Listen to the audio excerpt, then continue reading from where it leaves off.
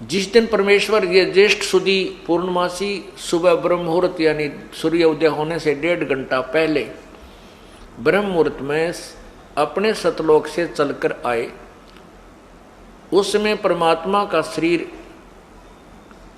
के शरीर का इतना तेज था, बहुत ज्यादा तेजों में शरीर परमात्मा सतलोक से आए थे।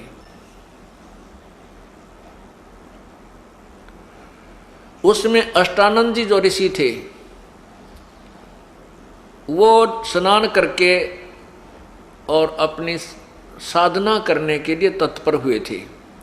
उसी समय आकाश से एक प्रकाश का गोला सा आता नजर आया, क्योंकि परमात्मा के शरीर के प्रकाश को ये चरम दृष्टि नहीं देख सकती।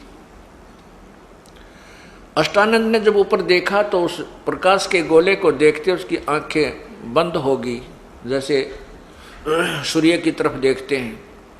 जब आंखें बंद हुई तो आंखों बंद होने के उपरांत उसने देखा कि ये तो कोई नवजात शिशु सा बन गया। वो जैसे सूर्य की तरफ हम देखते हैं और जब आंखें बंद करते हैं तो एक गोल गोल सी आकृति प्रकाश रहित दिखाई देती है। ऐसे ही वो परमात्मा का जो शरीर का प्रकाश था उसकी तरफ देखने के बाद उसकी आंखें बंद होगी तो उसमें से जैसे बालक नजर आया, एक छोटा सा शिशु।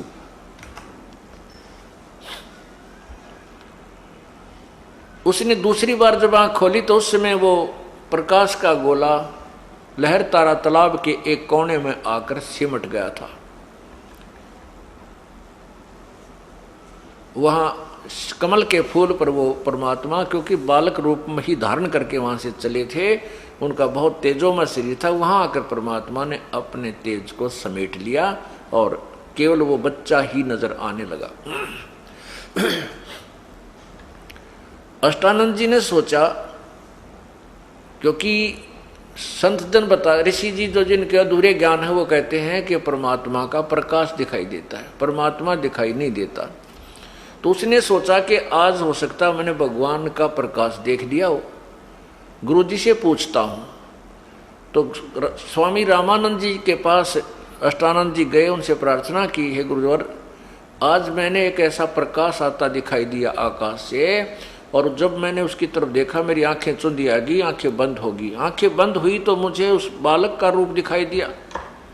हे प्रभु, ये मेरी कोई भक्ति की उपलब्धि है या मेरा कोई भ्रमणा है?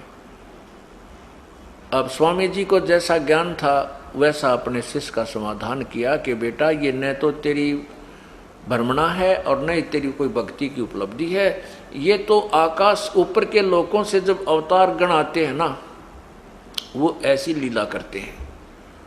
अब ये किसी माँ के गर्भ में जन्म लेगा, कोई अवतार आया है, कोई सिद्ध पुरुष आया है और कुछ दिनों में यहाँ कोई लीला करेगा अपनी। अब इनको तो इतना ही ज्ञान था कि माँ के बिना जन्म नहीं हो सकता, और उनकी छुरी कुछ हद तक ठीक भी है, क्योंकि पूर्ण परमात्मा ही एक ऐसी शक्ति है जो शरीर आते हैं जो उनका जन्म नहीं होता। बाकी सभी इन ब्रह्मा विष्णु महेश तक का भी जन्म होता है, माँ से ही जन्म होता है, मृत्यु भी होती है। ये तो इनका ये हार्ड एंड फास्ट रूल है, लेकिन परमात्मा पूर्ण ब्रह्म के ऊपर ये लागू नहीं होता।